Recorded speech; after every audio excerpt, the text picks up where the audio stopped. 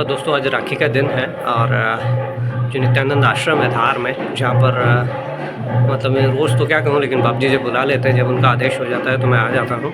तो आज उनका अद्भुत श्रृंगार है और इस अद्भुत श्रृंगार के साथ ही अपने इस ब्लॉग की शुरुआत कर रहा हूँ लोकेश की दुनिया पर। दर्शन कीजिए और आनंद लीजिए, और कभी जीवन में मौका मिले तो एक बार ज़रूर यहाँ आइए। दोस्तों राखी का दिन है और अभी फ़िलहाल मैं नित्यानंद बाप जी श्री के आश्रम पर हूँ। और जैसे कहें ना कि मेरी तो क्या ताकत, लेकिन बाप जी बुला लेते तो आ ही जाते हैं।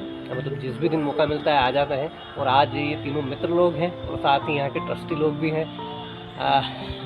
अजय भैया है, अभय भैया है, गुप्ता जी है।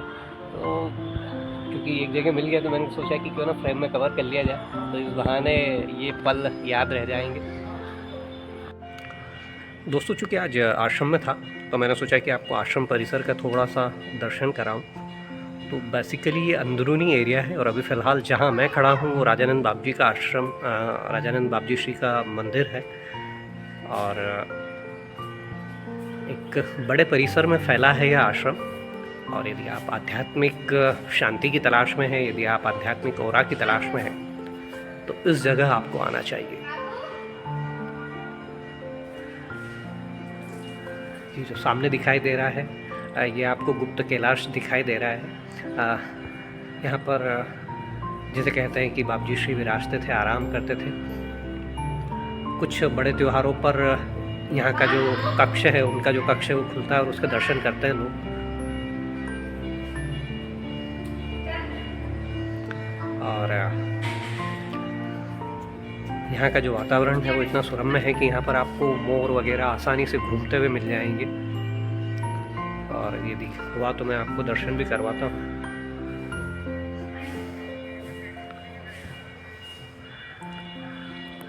ये जिस तरह से मैं कह रहा था कि गुप्त कैलाश साधना स्थल था बाप जी श्री का, आराम करते थे, यहाँ विराजते थे। आज भी अंदर उनसे जुड़ी हुई चीज़ें हैं। जब बड़े पर्व आते हैं तो खुलता है ये और लोग दर्शन करते हैं।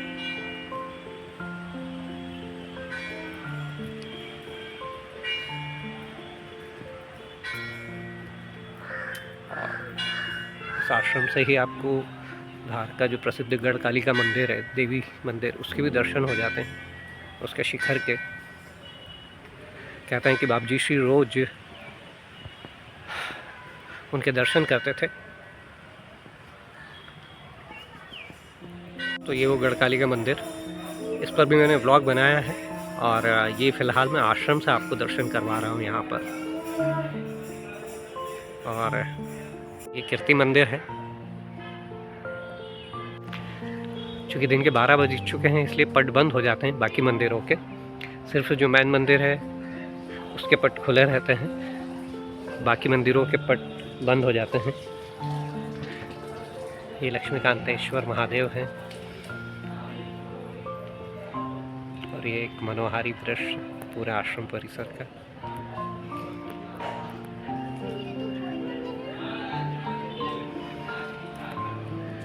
क्योंकि शुरुआत हो गई थी तो मैंने सोचा कि थोड़ा बहुत तो दर्शन करा ही दूँ। हालांकि एक बार प्रॉपर पूरा जिसे कहें कि सिस्टमेटिक दर्शन के लिए मैं एक अलग से ब्लॉग क्रिएट करूँगा।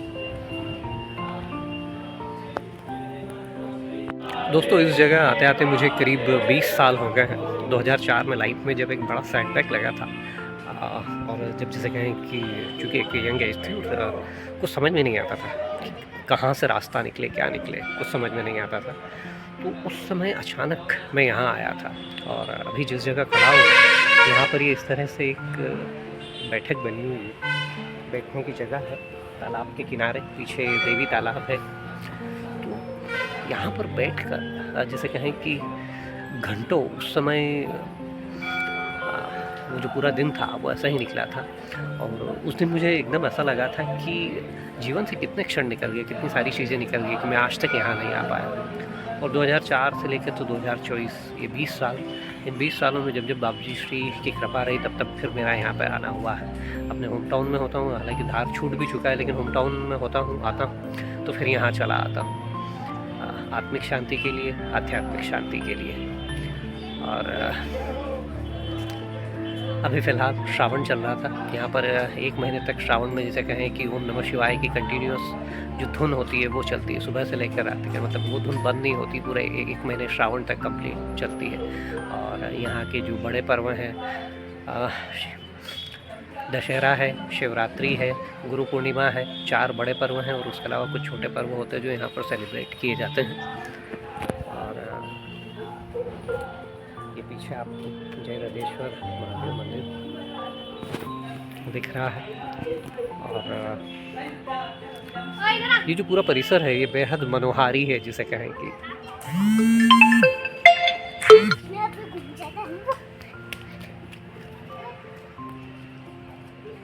आपको यहाँ पर नेचर की खूबसूरती तो दिखाई देगी ही, साथ ही एक अजीब सी आध्यात्मिक शांति महसूस होगी।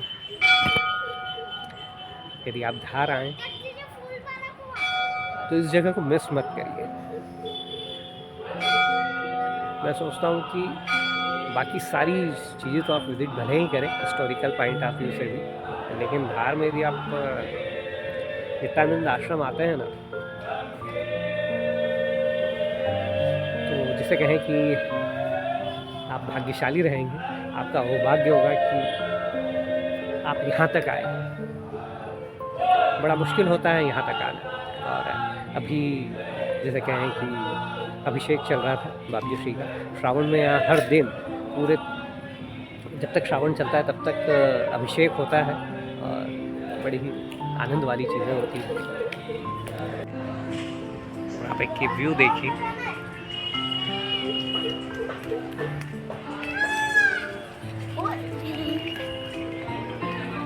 अच्छा कोई प्लान नहीं था मेरा, लेकिन चूँकि राखी के लिए इंदौर निकलना है शाम तक, अभी भद्रा थी, दिन में 1:30 बजे तक धार में ही था, तो सोचा मैंने कि जो दिन का जो रूटीन है उसे फॉलो कर लिया जाए। और उसी कड़ी में चूँकि आश्रम आता हूँ तो आश्रम आ ही गया था।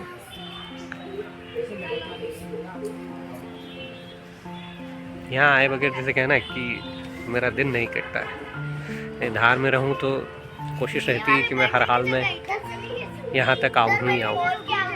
और एक काफ़ी बड़े परिसर में ये पूरा आश्रम फैला हुआ है और अलग अलग बाबजी श्री के मंदिर हैं यहाँ पर।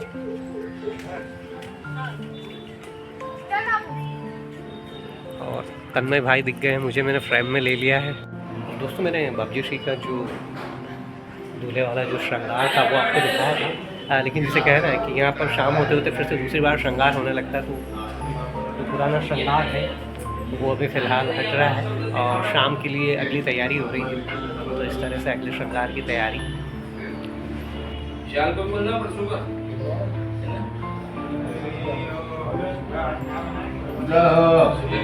इस तरह से जैसे कहे ना कि यह आनंद हर किसी के नसीब का नहीं है।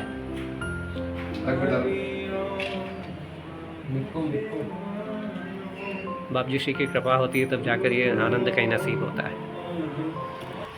और सामने दोस्तों श्री नित्यानंदेश्वर विजयदशमी संवत 2008 बाबजी श्री को यहीं समाधिस्थ किया गया और शिवलिंग की स्थापना।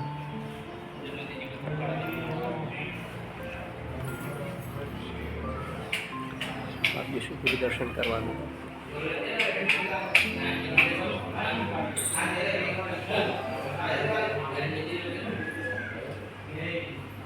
इस तरह से गुरुदेव की जो आरती है वो पत्थर में ही उकेरी गई है। जिन मिस्त्रियों के द्वारा यहाँ निर्माण हुआ उनकी जानकारी।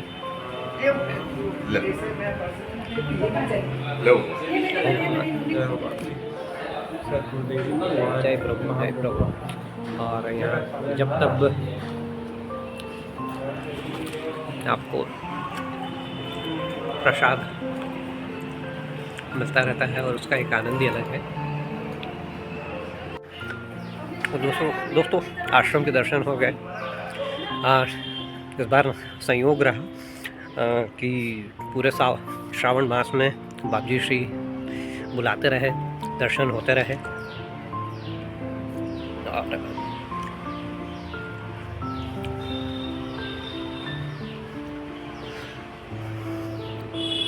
पवित्र जगहों पर आप इस तरह के मास में लगातार आते हैं तो एक अलग ही अनुभूति होती है। संत भगवान और भक्त भगवान के मंदिर। और दोस्तों ये कुछ इस तरह से व्यू रहता है, आपको सामने से दिखाता हूँ। वो जो सामने गाड़ी आती दिखाई दे रही, वहाँ से एंट्रेंस है बाबू श्री के आश्रम का। और ये काफ़ी बड़े परिसर में फैला हुआ आश्रम। यहाँ पर एक काफ़ी बड़ी गौशाला भी संचालित होती है। और यदि भक्तों की बात कहूँ तो पूरे भारत के साथ साथ जिसे कहें कि विदेशों तक के भी भक्त जो 4 बड़े पर्व होते हैं उस दौरान यहाँ पर आते हैं। उस दौरान यहाँ भोजन प्रसादी होती है। और दोस्तों जिस तरह से मैं कह रहा था कि ये जो मोर की आवाज़ आपको भी सुनाई दी होगी, और ये दर्शनार्थ आश्रम खुलने का समय और इस तरह की ढेर सारी जो सूचना है वो इस तरह से यहाँ के सूचना पट्टे पर लिखी हुई है।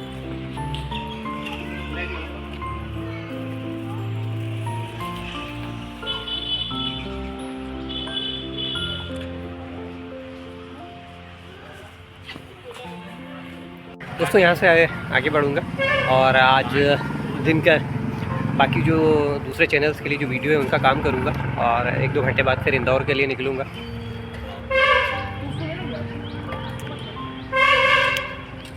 चलिए ब्लॉग में फिर आगे की बातें कुछ देर बाद।